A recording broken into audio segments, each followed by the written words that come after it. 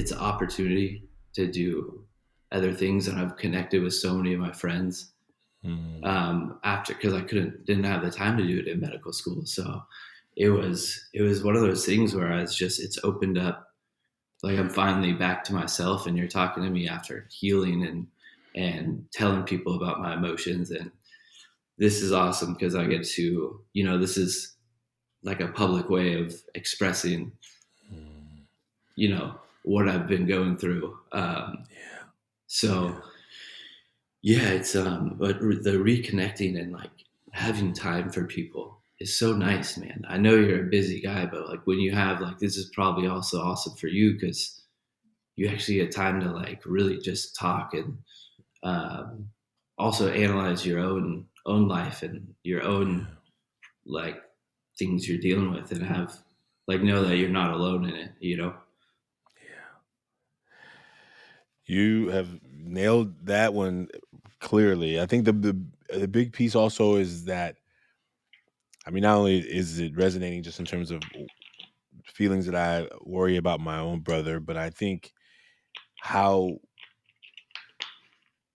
much I believe that we need a space to not have to constantly have to keep exchanging mask for mask, right? The family mask, the work mask, the career mask, the responsible mask, the homeowner, like all these pieces and places we play. And sometimes I've heard young people say in the work, sometimes you forget like who you really are, because everywhere you go, you're having to be who they need you to be there. And you're like, well, what's important to me? Actually, I just want to lay on the floor, let a fan blow, cool me off, and just do nothing for the next couple of hours, right? But no, I gotta go to work. I gotta study this. I gotta do that. I gotta do that. Like the self, it kind of really sometimes gets overridden by our minds. You talk about mind, body, spirit, right? Like sometimes our spirit is calling for us to just stop and just be.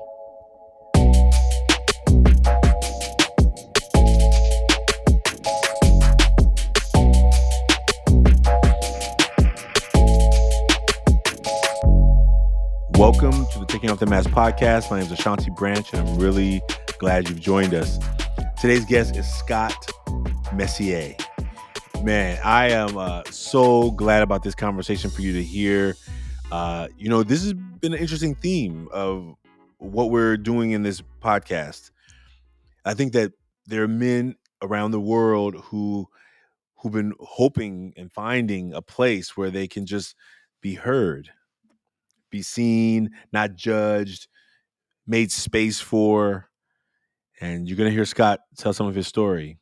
And not only do I resonate with some of his story, there's a part of his story that I'm scared about.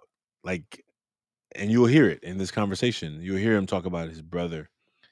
And you've heard me talk about my brother in these conversations. And I haven't seen my brother in about a week and a half, maybe a week.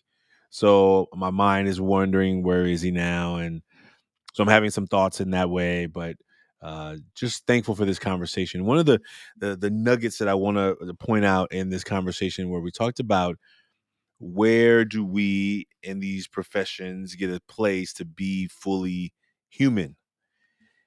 Like if you are a high intensity profession, if you are in a service profession, if you're in a public servant, sometimes you have to discount what your needs are for the betterment of others, right? Like you've heard of many firemen running into buildings that were on fire to save someone because they had to like put job first. You've heard of teachers who have put their lives in the line of fire for their kids and their classes because they had to put themselves as the responsibility of a teacher first before self. And maybe you've done it for yourself, and maybe you've been such the employee because you know you have to take care of the bills, even when you're sick, even when you're not feeling well, even when you're knowing that you're overloaded. Like maybe we forget to take care of self. Sometimes we do it in a moment because we have to, and sometimes we do it for long periods of time when we don't even have to anymore. But man, sometimes we do it because our heart says this is the right thing to do. I'm thankful for this conversation. I'm really, one of the things I really want to highlight is this idea of grief, and that's the word that I was looking for. Me, who has a hard time dealing with grief, letting grief be felt, knowing that I don't have time for it right now. I got things to do right now. Still grieving the loss of my grandmother 2 years ago, and I think today, maybe some of the on the other side of that healing is coming because um, my cousin decided to sell my grandmother's house. My grandmother's had this house since before I was born. So over 50 plus years, she's owned this house in Oakland, California with a white picket fence out front. She worked making bullets for the war. She worked at the factory where Rosie the Riveter fame came from. She was there in the Bay Area, California, Richmond, Point Richmond, California. And then once there was no more bullets need to be made, they made silverware for the airline pilots. And she worked every day until she couldn't work anymore. Taking the bus. She never drove to work, taking the bus back and forth to work. I don't know, say she never drove. I don't even know that part, but she took the bus. That's how she got to work. And I just know that as they are closing out the settlement for this silly property, I'm so sad because more than anything, I drive by that place and I miss her. But I didn't get a choice in the matter. I grieve that land that was hers, that people decided that we're just gonna sell it to the highest bidder, and maybe you've experienced that. That on top of the grief, then I have to deal with the grief that gets brought up by this. So I resonate in so many ways with not only the loss, but also the additional losses that come along the way. When people began to operate out of their intellect instead of their heart, or maybe they've shut their hearts off so they don't even have the feeling from the heart coming. All that to say, as I know what we get a chance to talk about in these episodes is real stuff. And I didn't talk about that during this episode, but I'm sharing that with you here now. If you haven't yet made a mask, I invite you to do that. We're moving towards some really exciting things happening coming up, and I really want you to be a part of this early phase of this work. 11/11/22, November the 11th of 2022. This is a save the date. Save the date. Whether you're going to be live here in the Bay Area or you're going to be online watching, we're going to have a relaunch of the Million Mask Movement. And these conversations we've had with men, not only these 100+ conversations on the podcast, but the thousands and thousands of people around the world who have already made a mask. I want you to let somebody know about it. Tell somebody about it. Follow us on Instagram at Everforward Club or at Branch Speaks, and you will get all the details to be coming out soon on Facebook, Instagram, Twitter. We look forward to you being a part of this movement with us. If you've made a mask already, you're a part of it already. And all we ask you to do is tell someone about it. Because when they make a mask and they get inspired and they tell someone, that is how we will grow this movement. And we can't do it without you. So thank you so much for listening. Have a great day wherever you are in your day. Thank you for listening. And if you know anyone that we should be talking to, if you have not reviewed or made a comment, I just learned how to make a review the other day. So I've been asking you to make a review, and I didn't really know how to do it myself, but I know how. And it's actually really easy. And I'll do that on another episode to tell you how. But if you could just go to wherever you listen to podcasts, scroll all the way to the bottom once you're on the Taking Off the Mask podcast, and you can just give us a 5-star review. Make a comment, write a review. Like, let us know how we're doing in your thoughts and what you want to see, and anybody you want to recommend it to, please do that. So thank you for this long intro. I feel really charged up after this conversation with Scott Messier, and I hope you will be inspired by this conversation as well. Take care, everybody. See you soon. Bye now. Scott, I am so glad to have you. How are you doing, Scott Messier? Hey, first off, thank you so much, Ashanti. I've kind of been on the sidelines looking in, and you're doing amazing work. So keep it up, and I feel honored to be on this show with you, man. Thanks for having me. Well, I'm glad you're here, man. Well, what we like to do is invite our guests to just introduce themselves. So, what do you want people to know about you before we jump into these masks? Yeah, I'm Scott Messier. I'm from Santa Barbara, California.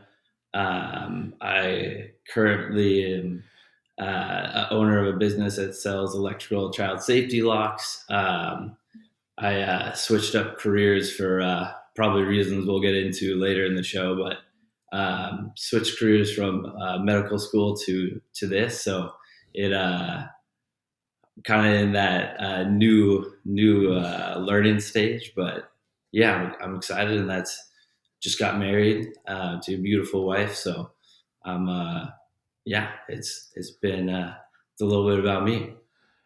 Well, congratulations on the new life and the wife, and I'm glad you made time Thank to you. be here. I'm really, I'm excited that you talked about that briefly around the career change and shift because that's a theme that comes up a lot in these conversations, and I know that I feel that a lot too. So, um, what we what we want to do, and you and I had a quick chat before we started, but I wanted to say the mask is opportunity for us to just like go deeper, to have a conversation. It's not a interview style, but if something comes up when you're in a question of thought, like just like hey, it's a conversation. So um, for those that have not made a mask, Scott and I are going to share our mask publicly, but you can make your mask anonymously at millionmask.org, millionmask.org, and and so Scott, since you're the guest, you get to decide who goes first. Either you go first or you want me to go first, and we'll share the front of the mask first together, and then we'll do the back. Well, first off, I definitely recommend this to anyone who's listening. It's almost meditative. I think there's not many times of the day where you get to be present and kind of have a dedicated time to think about who you are and what's behind it, and everyone kind of knows what they hide and what they want to project. So it was just a great exercise. So I'm thankful I got a chance to do it and got introduced to it. So uh, I don't know. I feel like I'm super excited, man. So I would love to share the maths first if you want me to. Absolutely, you choose. You get to decide. So you'll go first, and just share the front first. If you can Okay. fold it so we just see the front, and then we'll go to the back afterwards. Yeah. All right. So here's my mask. It says energetically positive vibe, gritty growth mindset, and family/friends are your wealth. So I don't know if I can get that up close. I'm a man of little words, as you can see. You know,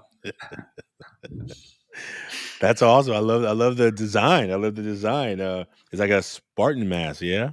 you nailed it. One of my favorite movies is the movie 300. I think it's like one of the most. It must have hit me right at my imprinting stage of epic movies. But there's a scene where the wife is like King Leonidas is leaving for war, and she's like, "Come back with your sword." And the narrator is like, he doesn't say anything, and then it narrates the wife's thoughts, and it's like she knew that he had to be strong for his men and not show any weakness, and so he didn't say anything of "I'm going to return." He just said, "I love you," and then he went off, keeping that kind of just image of a king, right? You can't look weak. Mm. So people are following you into war. You can't look weak, right? And so then I randomly saw the last scene and talking about mask. I mean, he finally takes off his mask after he's the last Spartan standing out of Mm. 300, and yeah, he was just like, "I'm sorry, my queen," and that's when the emotion showed. So it's good representation of kind of what you're doing, showing both. Yeah. And I'm a huge fan of that movie too. And ironically, that I'm gonna go back and watch it this weekend. I remember some of those scenes of like standing up against the enemy and like just with no fear, with a fearless attitude. And I think that I I sometimes I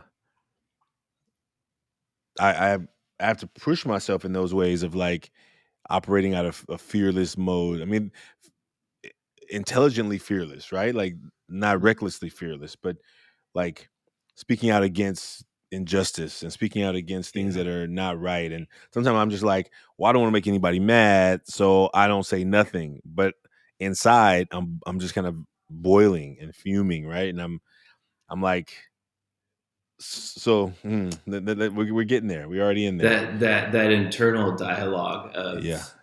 putting on this masculine, strong vibe that you're gonna be, like, I'm going into war, no matter what you're doing, if Mm, it's work, if it's, you know, a health situation in the family, you got to look strong. You yeah. can't show that weakness, because it's for others, right? You want to support others, but as that image, you can't look weak. Or you shouldn't. But I think on the other side, is the fear. I mean, of course Mm, they're fearful. Like, even if you say you're not fearful, if you start getting any feelings of emotions that come out, I yeah. mean, isn't that the fear? And Yeah. then I think it was some TED talk where it's one of the like biggest lessons I learned is when you're stressed out, your blood vessels, vasoconstrict, and so Mm, if your mindset says, "Hey, this is my like go-go juice, like this is my body just getting ready for this stressor," then yeah. your vessels your blood flow increases, but your vessels don't shrink. Whereas if you're Mm, like in that sympathetic fight or flight, rest and digest, if you're nervous, then those constrict, and that's when you start, you know, breathing fast, hyperventilating, and mm, it's crazy how much the mind can, like, oh, I shouldn't. It's like okay to be fearful. mm, This is just me. Like my body's into it. Like my mind yeah. is ready to do this task. So I think that's kind of like from what you said, that's what I'm kind of thinking is like you still had the fear. You're just, to the people that you're supposed to be strong to, you gotta Yeah. walk out without a word, even though in the back of your head you're like, man, I'm really scared to go into Yeah. this, Yeah. Well, I mean, I think it's also the fear of like, I mean, I think we're gonna okay. Let me show the front because I think the back Yeah, is yeah, gonna yeah. hit Let that because I me. think I, preempting what's gonna happen on the back. I talk about fear, right? Because I have a lot of fear that I don't really talk about that I keep behind. But here's the front. This is I don't know why I drew this mask today, but I think because yeah, I think I have an idea. So I wrote funny, serious, hardworking, and those are three of my go-to like words. And I've never drawn a character wearing a mask before. This is the first time Mm, in hundreds of masks I've drawn. And today, I was talking to a school, and the director who's bringing us in to do some work, mm-hmm, he was like, "Are you sure you want to talk about like masks? Like, do you think we want to maybe describe it another way?" With all the COVID stuff. And I remember like I've answered this mm, question many a times over the pandemic. Like our workshop is called "Taking Off the Mask." So I was like, I was ready for the question. I was ready for it. I was ready for it, and I'm also in this like consulting partnership where we're trying to create a marketing campaign for the Million Mask movement, and they're like they asked the same question, right? These consultants are like, do you think you want to think about like another way of describing it without talking about mask? And it was laughing because this educator did the same, and I'm like, well, how do we help people recognize that we're not talking about these masks? These, we're I got a lot of fancy personal protection masks. Like yeah, like I got the designer whoa, ones. the luchador, nice. Yeah, I got. That's sweet. I gotta up But my it's mask not game. about this. Yeah, exactly. Yeah. And I love, and I think wrestling is a great way of thinking about these masks, right? Like this is just a physical representation of I think masks we were already wearing, right? Like when we show up to a place and we be who they need us to be, and we know Yeah. that deep down we're like, I don't even want to be here. Like I'm not even having no fun here. I'm like, why am I even here? But we got to be there for work or for fun or for family or whatever. And how often do just this just become a new representation of being what people need us to be in a certain given moment, No, and that's been the work.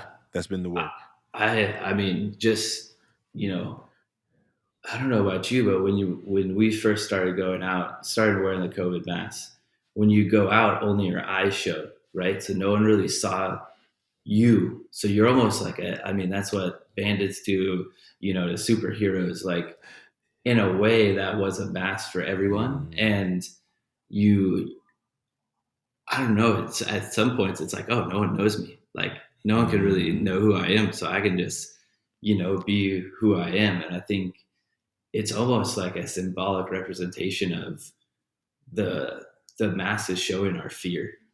It's mm, just we're supposed to go out in the world and have this fear constantly that's been like told in the media, and it's almost like if you're not fearful, then what are you doing with your life? Like you should be fearful. Like that's why we're mm. wearing the mask. Like, can't you see? And then, I mean, I don't know. I think it's a representation because I always was like, wow, like if I walk into like when I was in the hospital, patients only see your eyes; they don't really see your face. So like, Yeah. if you ever take off your mask, they're like, whoa, like I didn't think you looked like that. I envisioned you somewhere else. Like. Uh, Well, yes. that so we had one of our clubs. We have a group of young men, and these schools they wear masks every day, so all the time. So we were, 5 weeks into the session, and I brought food for them, pizza, and I'll go out to the car to get some more of the snacks. I come back in, and there's this young man over there eating the pizza, and I'm like, I asked the teacher, I said, "Hey, who is that kid over there? Who's a new kid, right?" And the kid looked at me like, "Mr. Branch, it's me, Sergio." I'm like, "What? That's what you look like?" I've only seen your eyes ever. So I'm like, "Oh, I didn't know how many other features were underneath there, so I didn't make the connection." It was like, how funny. Like he was like, What are you talking about? It's me." And I'm like, "Okay." And how much we can't really tell. And I think the same thing with how we're feeling, right?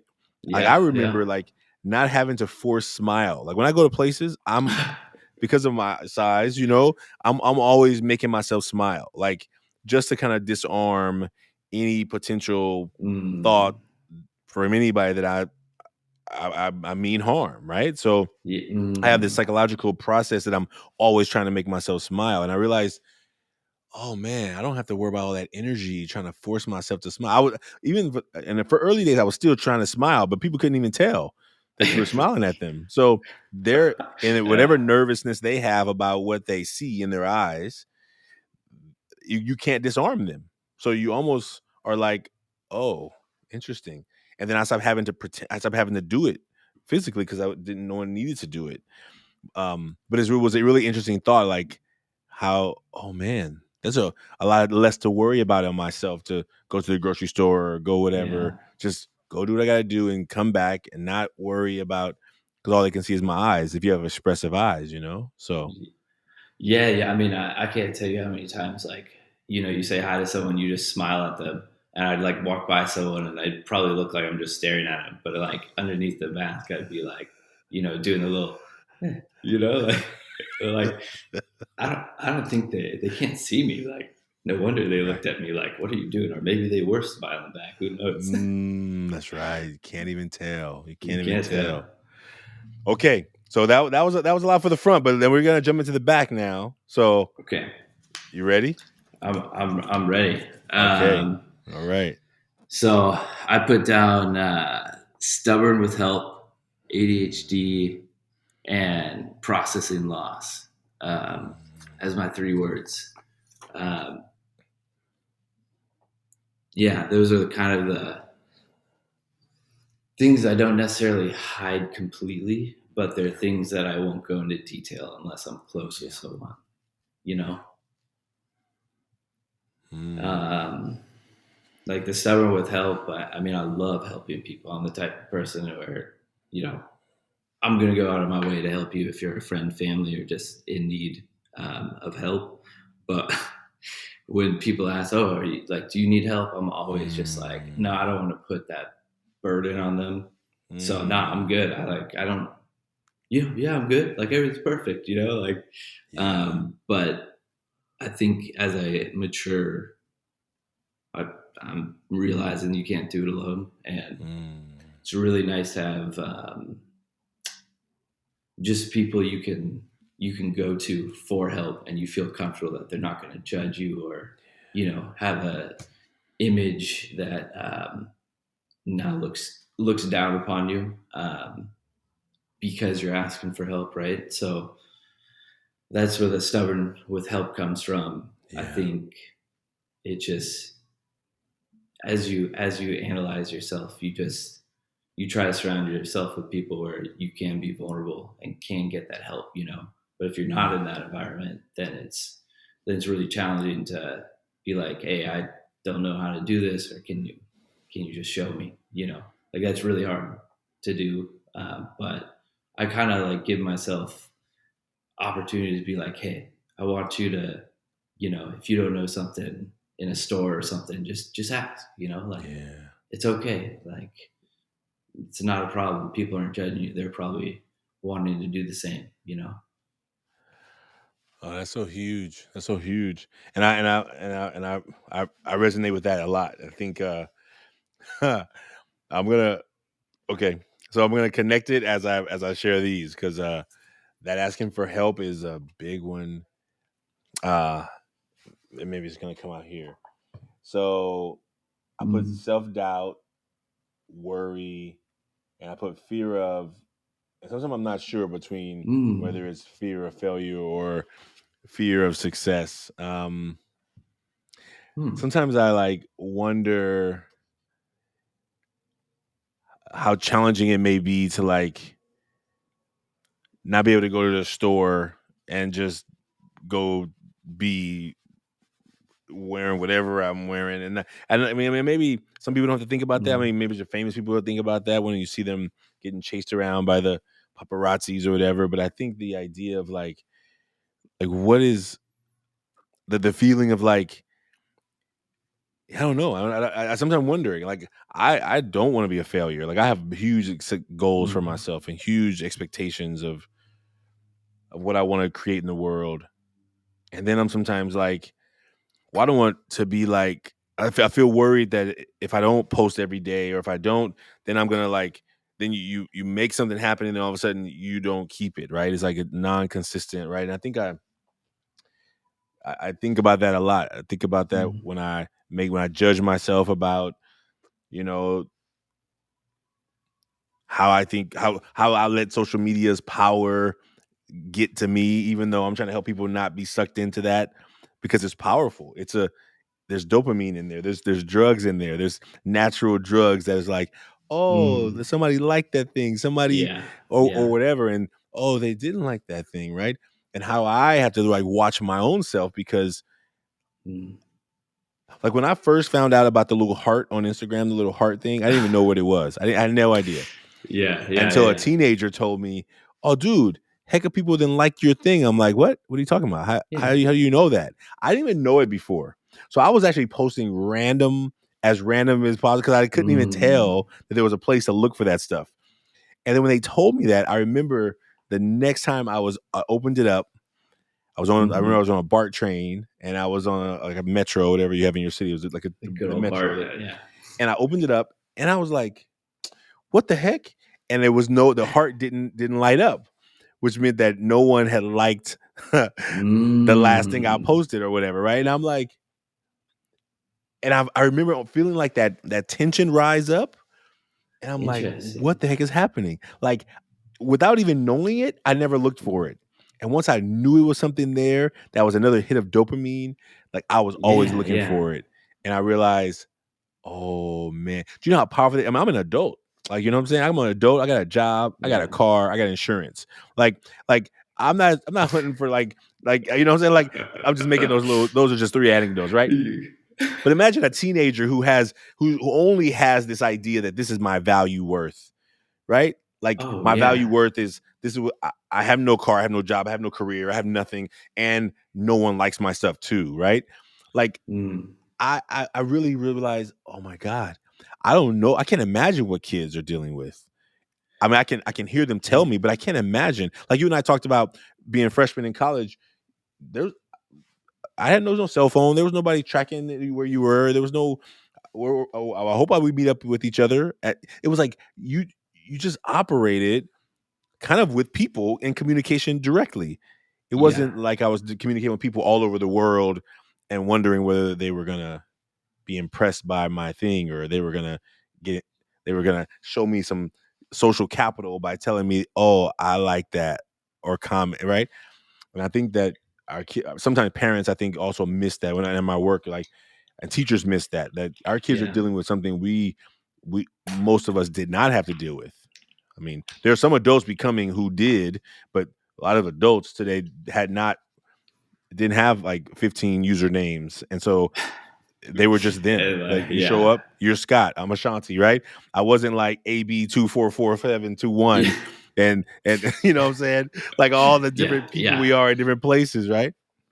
I think it's so interesting because while you were talking about the likes and the different way we interact with social media, I think the people who express like what's inside they can become very vulnerable, and like most people, I think it depends on what you're looking for in life. Like I think when you're going through loss and a hard time, you Yeah, look at those influencers that only show the good times and yeah, not the bad times. But then when you're doing well, you have more empathy for people who, you see a post of someone homeless or like, yeah, yeah. helping someone who's less fortunate or, That's right. you That's right. know, but then when you're in like that poverty mindset, all you don't want to see like other people's sadness. You want to see like what you want. I want to be Yeah. happy, so I'm going to look at the house I want, or like how do I get this quick money.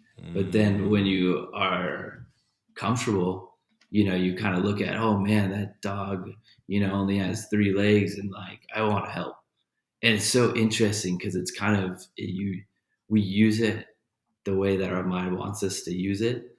And it's mm, I can't imagine the struggle right now with teenagers with social media. I mean, it was already awkward enough and hard enough to figure out who you were in your immediate high school, and now you have the mm. world, and there's a lot of people who just, unfortunately, their goal is to make other people feel bad, and Yeah, then yeah, you're exposing children to that. And um, I think it's going to happen either way, but maybe it's the parents' lesson of, hey, like you get to choose at what you look at.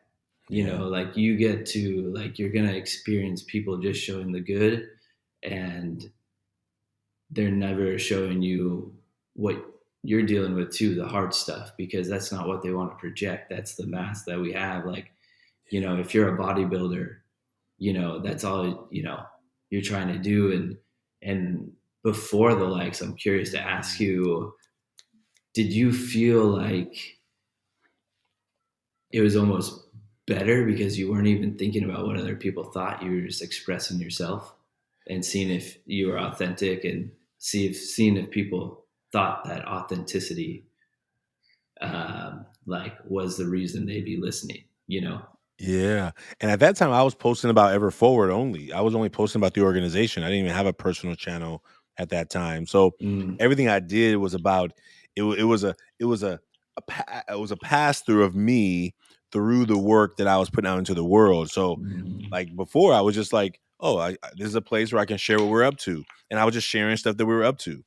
Like, you know, mm, just putting out a picture, putting out this, putting out that. This is, maybe 4 or 5 years ago. I think I'm trying to remember when it was, but I remember when I first the first time somebody told me about that little symbol is the first time I had ever looked for it. I didn't mm, really even I didn't know what I was doing because I'm the executive director, but I'm also posting on social media because we have a small team. We just do whatever it takes, right? So I wasn't like a social media influencer, trying to make. I didn't even think about like trying to grow a following. I was just Mm, like, hey, people who follow us, they at least see what we're up to. And I was like, I was not as critical. And I think once I figured that out, I became, I think, even more critical. And especially when I made my own channel, I was like, mm, oh, okay, I can only post about things that are in my niche, right? That's what these people say. You can't post about other stuff out of your niche. And so I'm like, yeah, I yeah, like, oh no, I can't. I should no. And then I think like I'm trying to like be like in 5 places at the same time. But I think like as I think about me as an adult, I'm always talking to young people in our work, so I'm always asking them like, what are the things that get you the most worked up? There's the mm, youth wellness today is in such a very precarious and difficult place because our young people are constantly in a state of comparison. yeah, And I think that if you are constantly comparing the highlight reel of others to your behind the scenes story, I mean, behind the scenes is just that, is behind the scenes for a reason, right? But if you yeah, get stuck realizing that you're trying to compare everyone else's highlights to your whole full story, you could easily feel never enough outside of just feeling not good enough yeah, because somebody has more or somebody has better or this or whatever. But all that comparison, I think that that is creating so much more in our young people. And I think studies have shown it, right?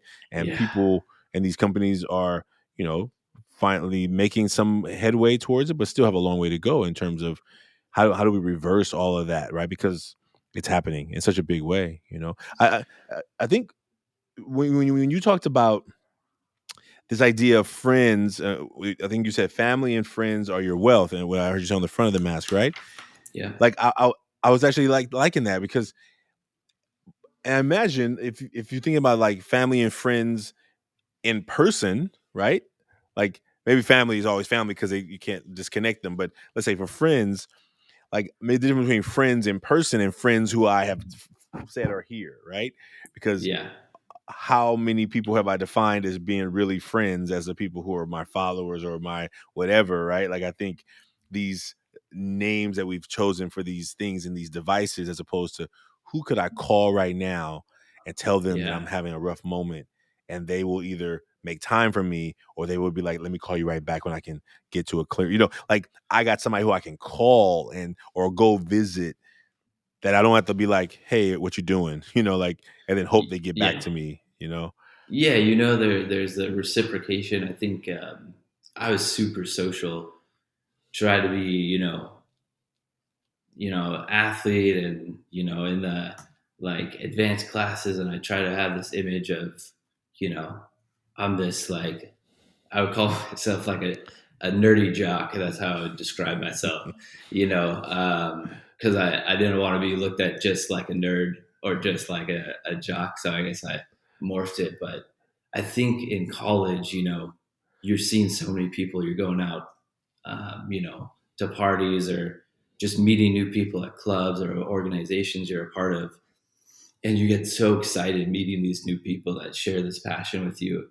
Um, and then you a couple of years go by and you're like, man, I miss this person. I like, I guess we never got to that deep level. And I think it takes work. I think the reciprocation is what I've always like come Mm, to. I think the people I'm close with, um, I know like if I call them, they're going to be there, or they've mhm. always been there, or they don't have to come talk to me or hang out with me or what have you, like come to my wedding but they do because they want to, and they make time for it. And I think there's certain people, like I'd rather have one really close friend Yeah.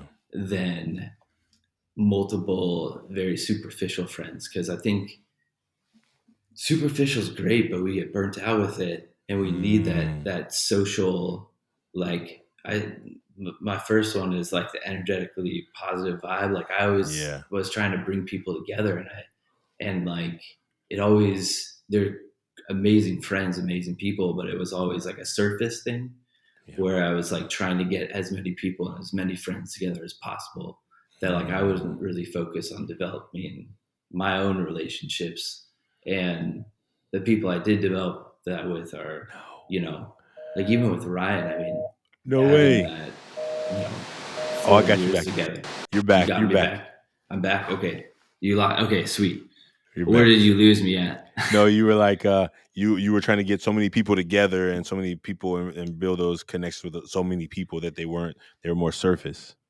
Yeah, because I'm more focused on their well-being and getting Yeah. them to be happy and excited that like I'm focused on. It's almost like hosting something, right? Like hosting a Christmas for family. Mm, It's like you're so worried about everything going perfect yeah. that you don't necessarily enjoy it. Like Yeah. you Yeah. don't like want to host because you're like, dang man, I just want to like I think the wedding's the best example is you know going to other people's weddings. Like I could finally eat dinner, I could finally talk, I could just hang out instead of being like on this like whoop, whoop, whoop, like the wedding goes so fast, and so it's just being more present. And I think I don't know. I feel like when I say family and friends are your wealth, it's something my dad and my mom have always said.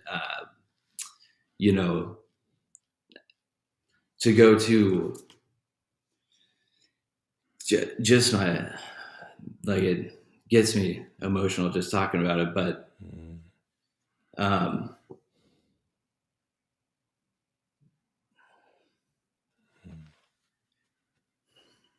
I think growing up with my excuse me. So my older brother Chris is a cancer survivor.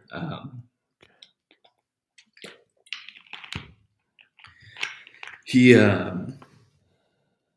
he got leukemia when he was 6. Um, had relapse at 12. Bone marrow transplant at 16. Um, and growing up, like we just valued life. Um, I think one of the best lessons like my parents taught me was they wouldn't upgrade the house. They would always go on. We go on vacation, so we'd be traveling to have experiences, because those are the things you remember. So I think just being thankful for what you have is like what like my brother was. He was so happy, um, mm, but went through so much, and so he always looked at the positives in life. And I think that's it was like if he can go through so much pain with cancer, like this is easy. It's just like a social situation. Like I'm thankful that I get to have these social situations because he didn't. So that's where the family is your wealth, and the processing loss as well. mm. He he passed this last year.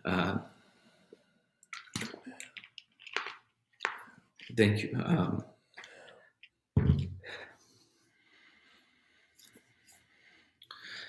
Yeah, so he was cancer free for I think almost 20 years. Uh, Mm, After that bone marrow transplant, and went to a dental appointment, saw abscess, got squamous cell carcinoma of the jaw, mm, and we kind of knew something like this was going to happen just mm. because all this treatment, radiation, chemo, directly to his CSF, back in the day. Um, and it was the mouth is highest turnover of cells. So that's where typically a lot of cancers come if you've had those treatments. And so unfortunately they found it. And then long story short, he had a couple surgeries, lost his ability to speak, to talk, um, Mm, to eat. Um, and so with like him during when we first found that out, I was end of first year of medical school, And yeah, that was a tough time. That was um, like COVID, so we couldn't see him. Uh, it was it was it was rough, but I had to take some time to notice that my parents were super stressed. And I was in med school and I was studying for our first board exam, and I was like, "Hey, I'm coming home. I'll take some time to help. I'll go to the appointments. My dad can work, and my mom can do all the insurance stuff." And I was just like, "All right, I'm going to help." And I got to this point where you either extend it or like graduate a year later or help. And I was like, and help or just continue. And I was like, all right, I'm going to help. I'll stay an extra year at med school. So I go back and forth helping my parents and seeing them. I think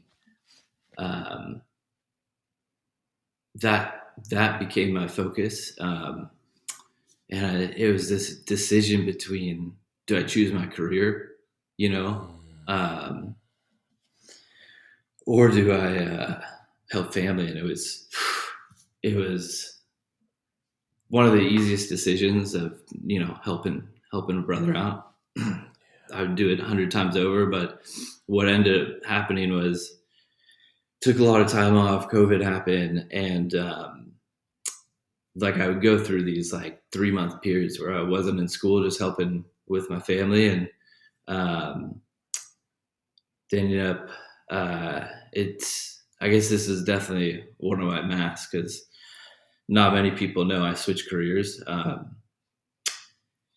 But basically, yeah, the first exam, technical difficulties, took like 4 months to get petition, get to retake the test, pass that one, and then was like out of connection with the hospital because of COVID. And since having ADHD with education, I've always been a tangible learner.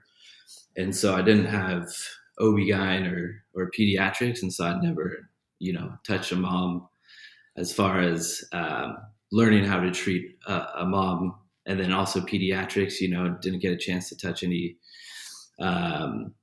treat and diagnose any kids. And so that I failed my second board because of that. And is just pediatrics and OB-GYN were like super low. And I was like, oh man, so I tried to get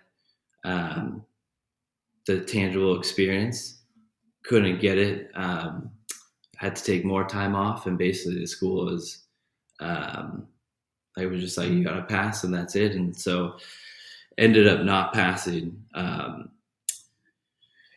and went into like some legal stuff. And meanwhile, my brother passed in the middle of it. And so it was basically ended up with me being forced to withdraw from med school with like 6 months to go on my 4th year. And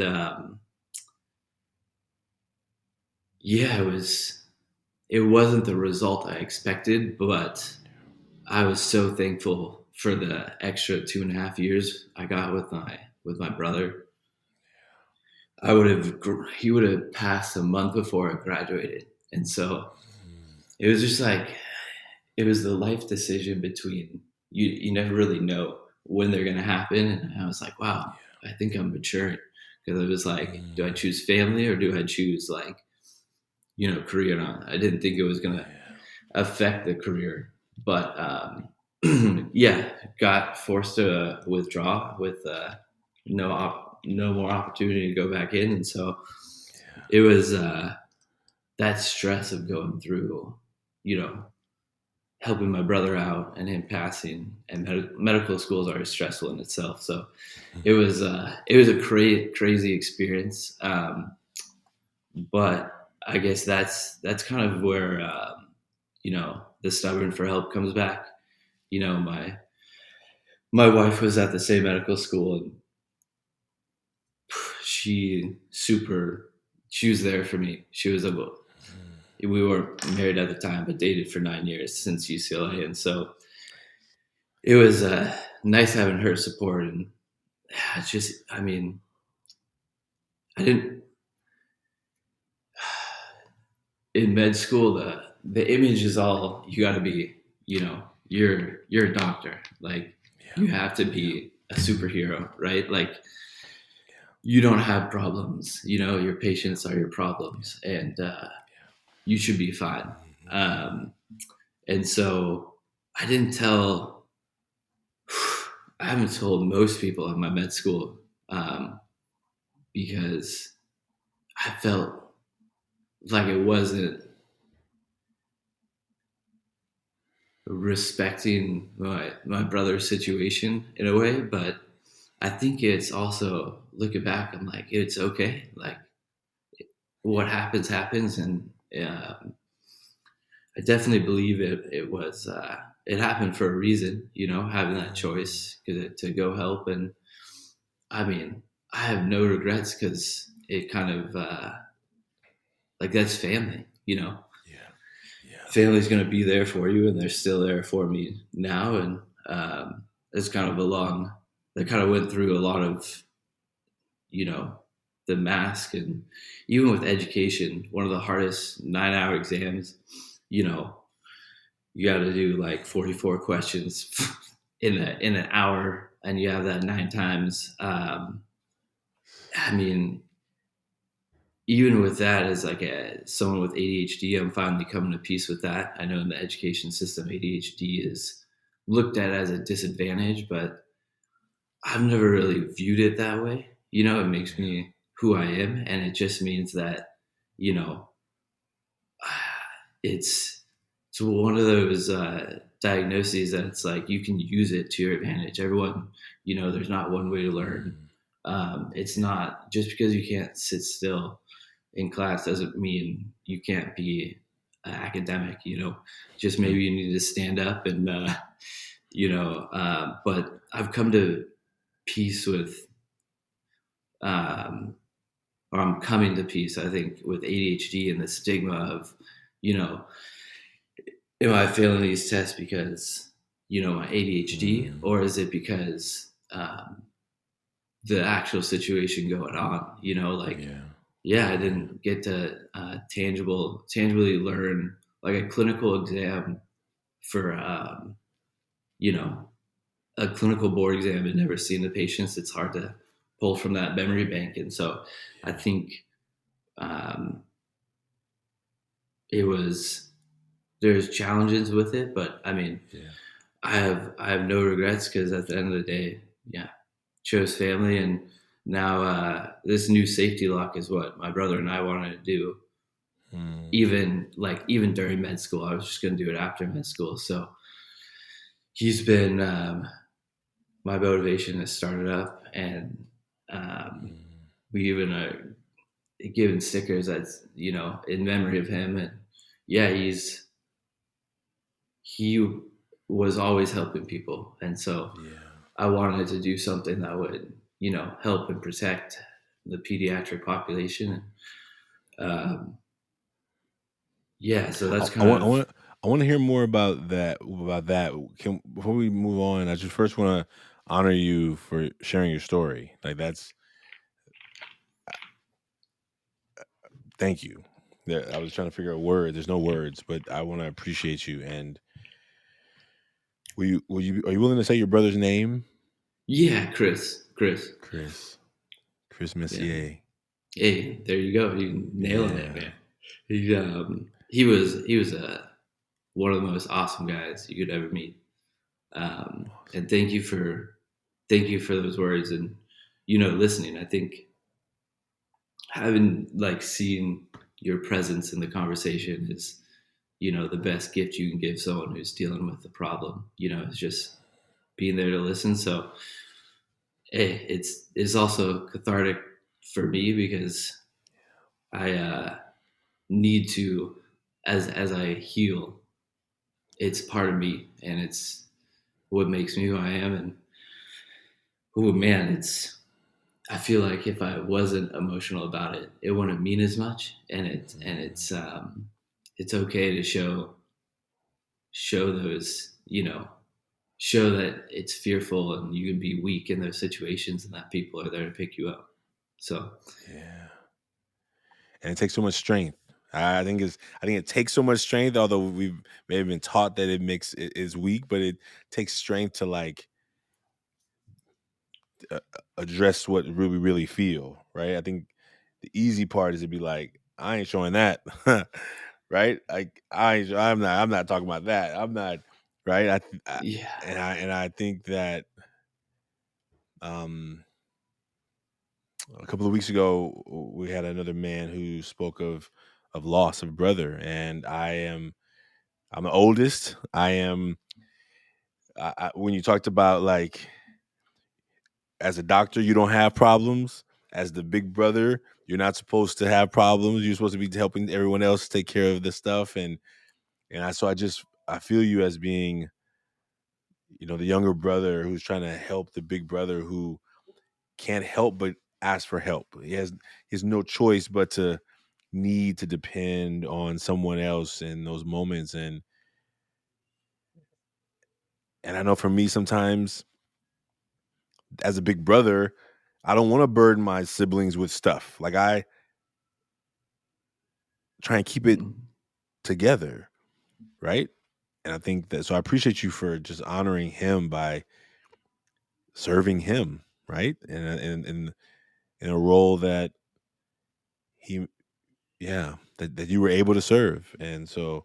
And the sacrifices you made to for family, the sacrifice you made for out of love, right? And I appreciate you for that. And thanks for sharing that story. And I hope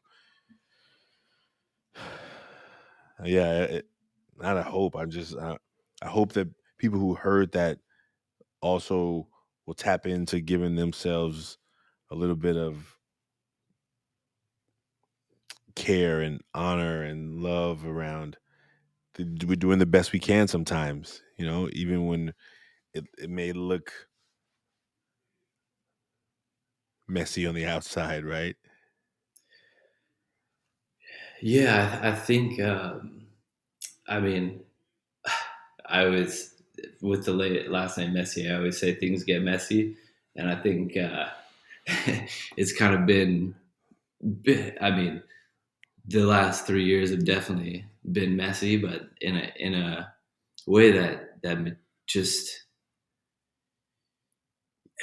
I think when you're not really forced to make these decisions unless you have a very challenging situation that brings it up, and I think Yeah, it's yeah, hard for others to understand.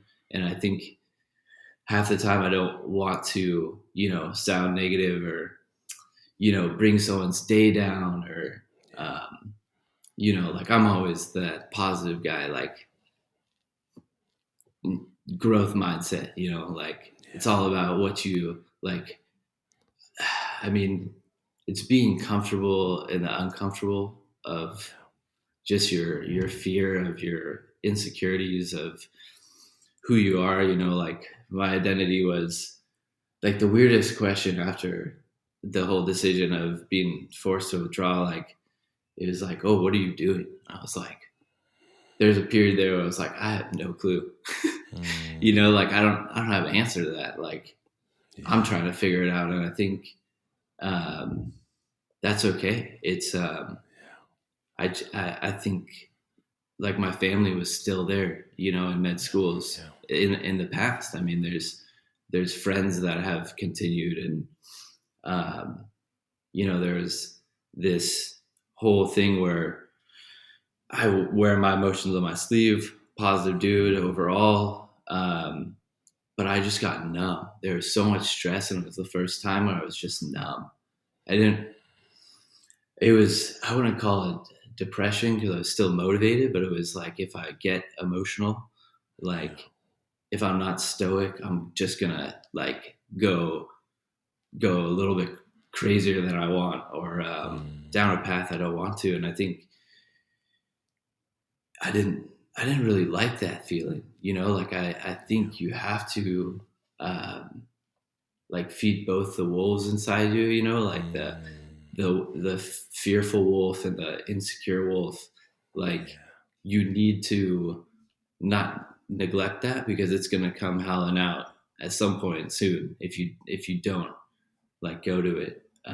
yeah, If you only nurture the good wolf and like that dopamine release and everything that's good in life, and you're like, I'm just going to yeah, push you aside, and I mean you can do it for a little bit, and then if you approach it you're good. But I mean with mental health, yeah, I'm so glad it's getting more focus. I think you know you have your mind, body, and spirit, and that's like what drove me into medicine was like trying to help mm, someone as a well-rounded physician. um, and I think it's also just random thought. Like my brother, he was a rare case in medicine where like they did everything they possibly could to kind of make sure that he was given the best chance possible to survive. And it just mm, got to the point where medicine couldn't do it anymore. Like they tried everything, you yeah, know. And I think there's part of that where I was like, oh man, like the the thing I'm doing right now is there's a there's a limit, there's a limit to it, and you can't always help people. And I think mm, um, it was, thankfully I get my wife is a physician, so thankfully I get to I still love medicine, and still love the field. I didn't choose to just stop it, but I still have a love for it. I'm so thankful for the education. Um, if it wasn't for the student loans, I'd be, um, a lot more, a lot less stressed. But it's also one of those things where it's an opportunity to do other things, and I've connected with so many of my friends mm, after, because I didn't have the time to do it in medical school. So it was one of those things where it's opened up. Like I'm finally back to myself, and you're talking to me after healing and telling people about my emotions. And this is awesome because I get to, this is like a public way of expressing, mm, what I've been going through.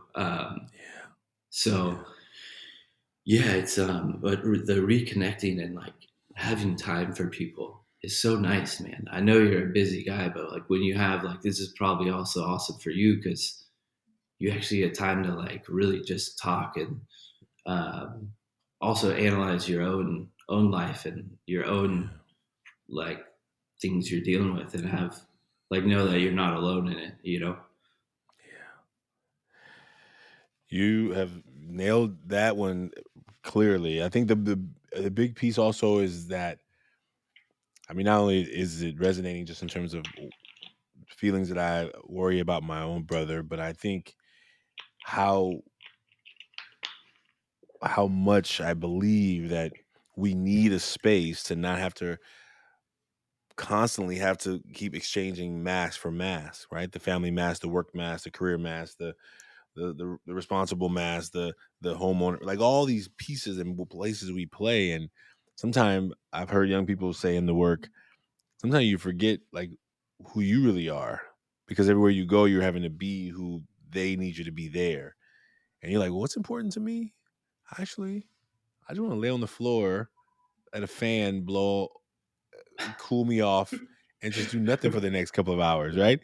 But I gotta go to work. I gotta study Uh-huh. this. I gotta do that. I gotta do that. Like the self, it kind of really sometimes gets overridden by our minds. You talk about mind, body, spirit, right? Like sometimes our spirit is calling for us to just stop and just be. But our mind's like, no, we gotta be. We gotta be something. We can't just be Mm. here doing nothing. We gotta be somebody, right? So our mind is trying to like, right, and the body's like, I just want to go to sleep, right? And sometimes we our minds get so busy of trying to do trying to protect us. It's not trying to hurt us. No, most times it's trying to like Yeah. give us these hits of what it feels like to be elevated, what it feels like uh for people to see us in these lights. And I think you're not going to have to have another conversation, because I think that your decision not only to make that choice, but also because it's all connected to all of our choices. But I think how you have had to navigate the new you, like the person you when you were may have dreamed that was going to be you, and the person who is becoming you, like it's just a new season, right? It's a new season in the journey of ourselves, like I think. And that's what I really am excited about in these conversations. I think that that's so important. I guess maybe just one question just out of this, as we like, how have you been able, and this is something I battle with, I started off as an Mm. engineer and I became a teacher. What? What's happening? What's happening here? What's going on? Why are you making this choice, Ashanti Branch? Yeah. Right? The intellect part of myself is like, what? Like what you said, what are you doing? Like Yeah. we made plans. You know what I'm saying? We Yeah. worked hard for this thing, and then your heart is like, this is where I'm supposed to be, and the head and heart sometimes have a battle, right? Like, Yeah. and and then we have to decide, like, okay, the wolves, right? Which one are you feeding? Am I gonna keep feeding my head to get this thing that makes me look good to other people, or am I gonna do this thing to feed my heart, which lets me feel good to me? And I think that's Y- Yeah, I think you nailed it. I think there's you know when you talk about all the ways that today we relax, it's like you're going out in nature, you're getting a massage, go to like a yoga class or a meditation class, and like a vacation, right? You're going to a beach and just to like relax by the pool. And I'm just like, our lives have gotten so busy as humans, at least in the states, that what we did naturally and what comforts us naturally, like just being out in nature, like the Central Coast, like you can just go out in nature and be present, and you feel yourself. You feel just like you can see the world. It's not this like tiny ball that's inside your head. Like you yeah, notice that you're just part of it, right? You just you look out at the ocean. You don't.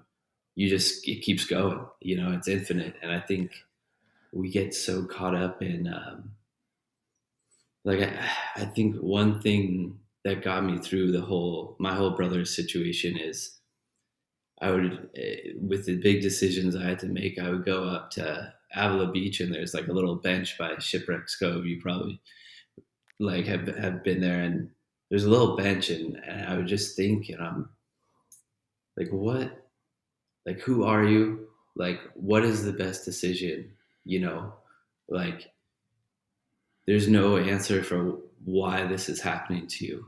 It's just happening, and I think trying to do my best job of having less of that emotional impulsive reaction, less of like I got to do this, I got to do that. Like, what if like, I mean, even after the decision, I would sit up there and be like, all right, like you're not doing medicine, like decision's been made, but you would think I just, that's when I would break, but it was like, man, I'm so happy that this thing's done with. Like, I have been stressed for 3.5 years, and this is finally the end. Like, it might not be. I'm not going to become a doctor, but like now the world's my oyster. Like I have autonomy. I mean, I've always wanted to run my own business just because of the autonomy, and yeah, so it's been so nice because I've been able to go back to who I am, and who I mm, was, and I didn't lose myself in all the chaos. Um, but I think it's so hard for people to purposely schedule in a time to either like talk to a friend, like yeah, make plans to hang out with a friend to go into this deep stuff or Yeah. meditate or work out, and just be Mm. present and see, like, you can't process it while you're just like on the surface. You got to like take a deep breath and look at it in a neutral sense. Um, and that's what they're like finding out with a lot of psych patients. Like meditation is working, Yeah. and other like treatments that make you present. Um, but it's like I think it's with the new. I mean, like this is probably going in a whole different topic, but like psychedelics and MDMA, like from a medical perspective, all the patients that have gotten success from it is like especially soldiers, Mm. right, with PTSD. Um, they say they relive the experience, but they're Mm. neutral to it. So like they're not reacting emotionally to it, and it's not charged, so they can actually analyze it. And I think it's like sitting behind a waterfall of thoughts. If you can figure out a way to just like sit behind it and then just try to part it so you can like open up Mm. it to be clear, like then you figure out what you really want and then you're true to yourself. And then you just gotta keep yourself accountable to be true to yourself and, put yourself Mm. out in the world just like it's like the like button you were talking about. Like before that you were just being you and you're just doing it because you were excited and stoked and like it didn't matter what people said, like you knew you were doing a good thing, you're just gonna do it and like let Yeah. people know like what's going on, like that's true, that's you. But then it forced you to analyze it, right, with that like button. That's right. That's right. Oh, you got me. So many things I running. So I'm okay. Okay. Sitting behind a waterfall of thoughts. That is a beautiful metaphor. And sitting behind a waterfall of thoughts, like how often do the thoughts get stuck, right? Which is that part, right? Like, so I was actually, as you were speaking, I was like, what if I take like, I mean, this is like a game that you have to play that I tell myself to play, right? Take a black piece of tape and when I open up Instagram, where that little hearts thing pop up, just put a black piece of tape that's permanently there. So any other screen, I just can't see whatever that part is. But Ooh. like that part goes away, right? Like, okay, I don't even care what that looks like. I don't because I know what I do. I know where I'm looking. I know where I'm like self-judging before anybody else gets to judge. I judge myself way more before anybody else Mm. gets to judge me because if I put it out, I've already scrutinized it 8 ways of left, right, back, north, south. Like I'm, Yeah. and so like that thing where you're just like, oh yeah, I remember I used to just make a video and then post it like without any really deep thought.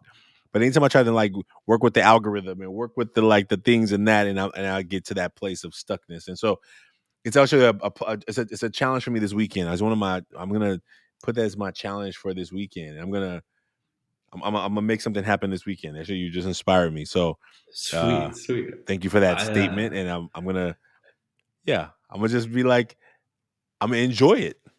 And maybe I I'll mean, enjoy it more because I'm enjoying it as opposed to like trying to make it what I think people need it to be. But that's what I'm going to do this weekend. And I'm making a post as soon as we hang up right here, something I've been wanting to do and talking about doing and committing to doing. And I've been holding back because I've been worrying about that stuff. mm, And so knowing that tomorrow's not promised, um, Scott, you've just inspired me oh, in a new way today. your authentic self is your best self, and I think when you are authentic, you get a chance to, like, that's when you're happiest, like when you go out to the beach and you're, at concerts a lot, or you're playing a sport you love, you're doing an activity you love, you're in that flow mindset. That's when it's like your true self, and that's like what everyone is looking for. It's not the stuff on the screens. It's like events and things that make you fully present. And I think like even in a conversation like this, like we're on videos, but I've time flies when you're present, like you're just like, this is going to be the highlight of my day because it's just so it's so authentic, right? It's not we're not trying to we're both struggling with similar things, and we're both struggling with different things, but the struggle is where you grow, and that's what you know it's good to have struggle, because Mm, that struggle, you always have the choice, and that's the one thing that you have, is the choice to be looking at it as like, okay, mm, man, this is horrible, this sucks, but at mm. least I like, let's accept it, and you are who you are, and like, you did the best you could do in that situation, and if you didn't, then you have something to improve on. And Yeah. like, what I really thought about, what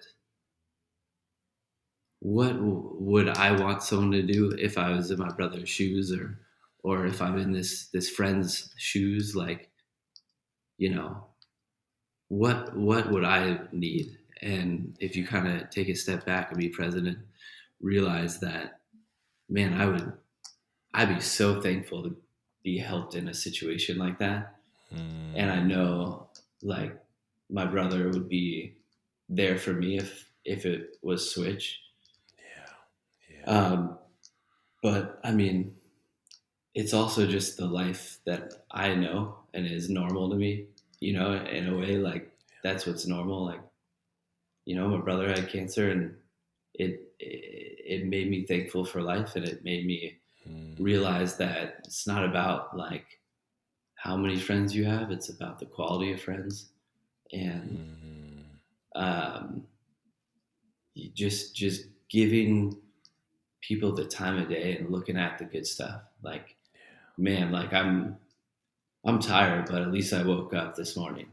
Like, mm, and it sounds so cliche, but those simple truths are so important, and I think just simplifying it, like, that's the one benefit of ADHD, is like, I bounce back real quick because my attention goes mm, on something else. So, like, I I wanted to be a lot of things on top of a doctor, and so now I'm like, all right, I'll be a business owner. That sounds fun, and I'll do it, with a intention to give back to, cancer societies that gave my family a chance with my brother, and anyone with, like, special needs, like,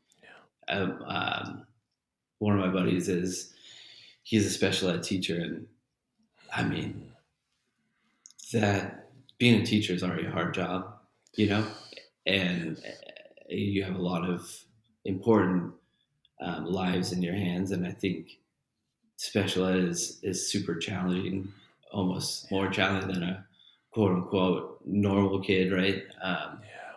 But it's providing them the opportunity and showing them that, like, hey, they're like, I don't see ADHD as a um, dysfunction. I just see it as, hey, like, if I'm not into it, I'm not going to pay attention to it.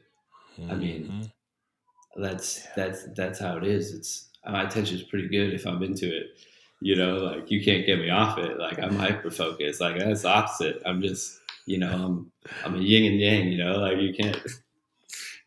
I'm either, like, really into it, or, like, not. I'm bored. Like, Yeah.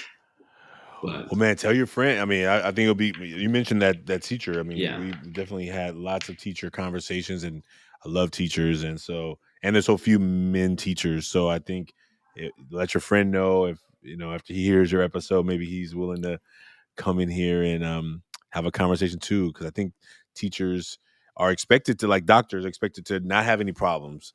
Go into class, you're in Mm, charge, and you can't even have a bad day because you're not supposed to be human anyway. And I think that's they want to pay you like you're not human because you get paid yeah. like you're some kind of like added feature to the to the system as a cog in the wheel, Yep. and you don't get to deal with your stuff, right? Because you're not supposed to have stuff, right? And I think that's the part that is a hard part for all these professions that are in service professions, helping others. Sometimes people expose you to be superhuman, which I don't, which I get, but also it becomes a detriment to the people in those professions that they don't get what they need. Yeah, I'll definitely. He's well. I mean, I'll just call him out so he actually comes on. But like, yeah, Matt Roberts is a huge. He's just he asking his motivation for working with special ed. It's like Mm, his reason is because I feel like I've gotten so much. Like, how mm, can I not give back? Like yeah, I have the ability to help. So I'll hopefully he can tell you his story and his right reasoning on. in education. But yeah, I mean, he's also one of those guys that I talk to pretty much all the time. And similar to our conversation that we're having, you go more into Yeah. how you're actually feeling, and Mm, it's okay to be vulnerable, and it's like being a man. Like I think it's more manly to have emotions yeah. and cry during the Last Samurai than it is to Mm, than than it is to not. I think that's emotions right. make you human, and yeah, man, it's always a learning experience. It's just you got to listen to what your mind's That's it. presenting you. You better believe it, without a doubt.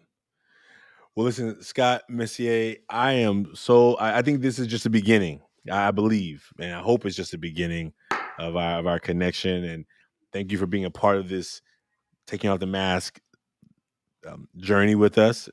And what I'm hoping is that you here. I want you to do this. I want you to let people know about your company. I want you to tell us like name of it, where they can find you, if you have a place you want people to follow you, website, whatever that is, and we'll put it in the show notes as well.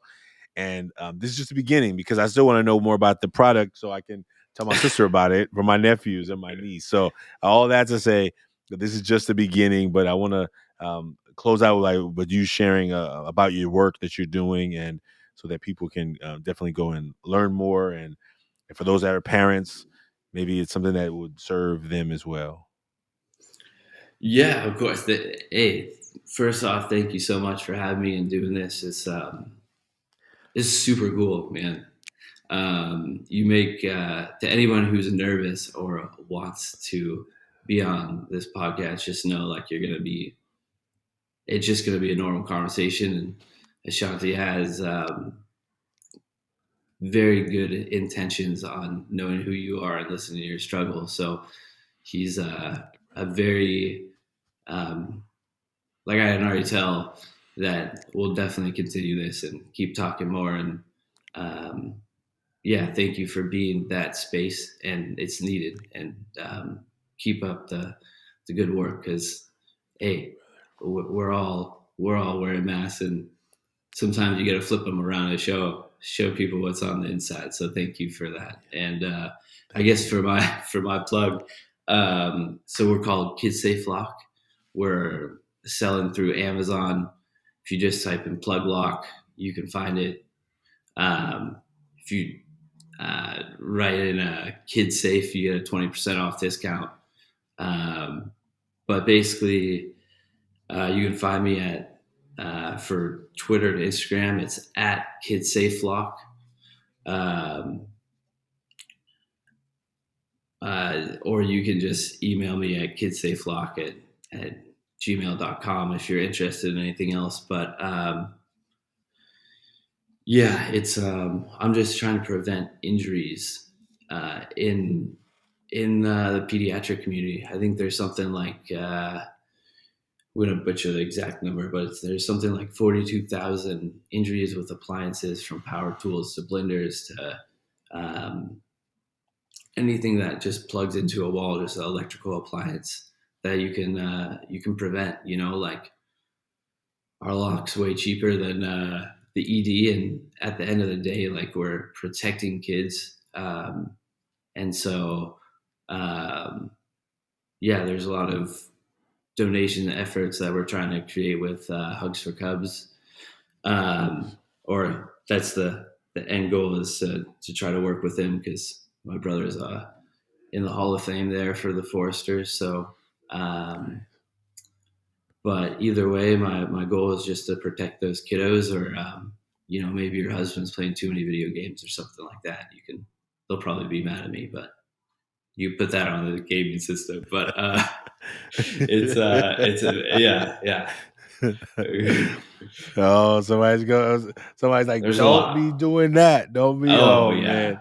Well, Yeah. I'm Kids excited. don't. We'll put all those links in the chat in the show Sweet. notes, so people will have that there. And man, I am I want to appreciate you again. I think these are the conversations that we really want to be having. I want to be having, where we can like be human and be Yeah. fully present with each other. And so thank you for that. And I'm taking it in. It's a highlight of definitely my day, definitely my weekend. Now I got a challenge on my hands, on my personal challenge that I feel like I'm called to move to. And so thank you for sharing those words that also inspired me in this journey of like getting out of my own way, right? Getting out of my head and getting into my heart and enjoying the journey as well. So thank you, brother. Thanks for being authentic and vulnerable. And yeah, man, I'm a firestorm. I'll talk your ear off. I'm raised by an Italian mom, so I'll talk your ear off, man. But thank you for having me and taking the time.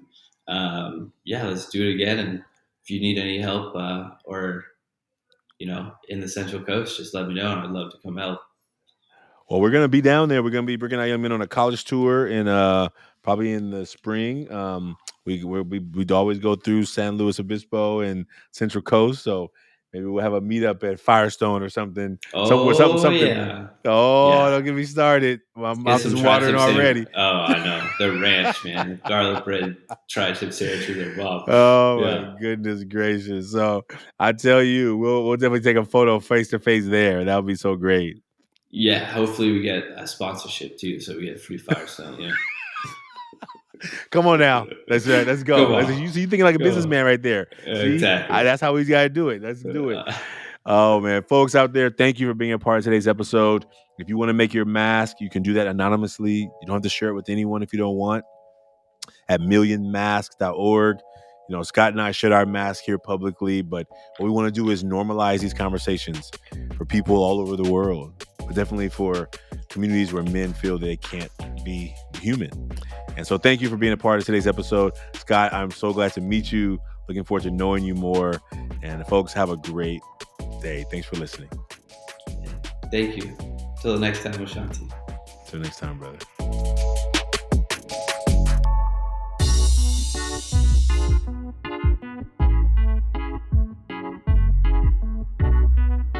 The Taking Off the Mask podcast is produced by Ryan Louie. Graphics are by Kelly Wong, and a special thanks to the team at Ever Forward, Vanessa Cortez and Choque Allen Alvarez. We'd like to thank everyone who's been a part of the creation of this podcast as we cross the 100th episode milestone and begin the work to the next 100. We hope that everyone who's been a part knows that they're a part of the Taking Off the Mask family. And we look forward to you being a part of it as well. If you like what you heard today, please subscribe, write a 5-star review, and share, as we look forward to continuing to have conversations that matter. Stay tuned for the relaunch of the Million Mask Movement on 11/11/22. That's November 11th of 2022. There's a math problem in there. You can find out more by visiting everforwardclub.org and following us on social media. Take care, and we'll see you soon.